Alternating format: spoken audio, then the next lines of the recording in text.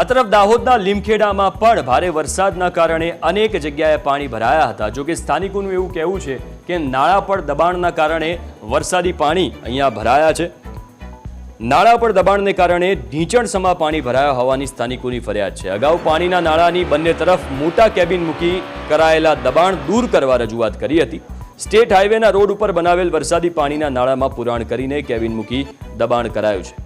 ત્યારે વરસાદી પાણી ભરાવાથી કોઈ મોટી દુર્ઘટના સર્જાશે તો જવાબદાર કોણ તેવા સવાલો સ્વાભાવિક રીતે સ્થાનિકોમાં ઉઠી રહ્યા છે।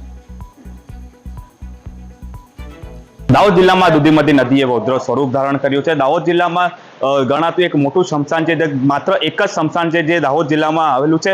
ત્યાં સ્મશાનની પાસે જે દૂધીમતી નદી છે તે રૌદ્ર સ્વરૂપ ધારણ કર્યું છે। સાથે જ સ્મશાનની પાસે દૂધી નદી આવેલી છે। દૂધીમતીના અંદર રૌદ્ર સ્વરૂપ ધારણ કરતા જ પાસે આવેલી સ્મશાનમાં જે કેચી છે, આ કેચીમાં 3 ફૂટ ઉપર પાણી જઈ રહ્યું છે। ક્યાંક ને ક્યાંક કહી શકાય છે કે આજે કોઈક અંતિમ ક્રિયા કરવામાં આવે તે એક પ્રશ્ન બન્યો છે। તે ક્યાં અંતિમ ક્રિયા કરવી તે એક પ્રશ્ન છે। વહેલી તકે તંત્ર દ્વારા આ અંતિમ ક્રિયા કરવામાં આવે છે, ત્યાં બાજુ પાણીનો નિકાલ થાય તેવી લોકોની માંગ ઉઠી છે। Neelu Dodiyar, news capital, Dahod.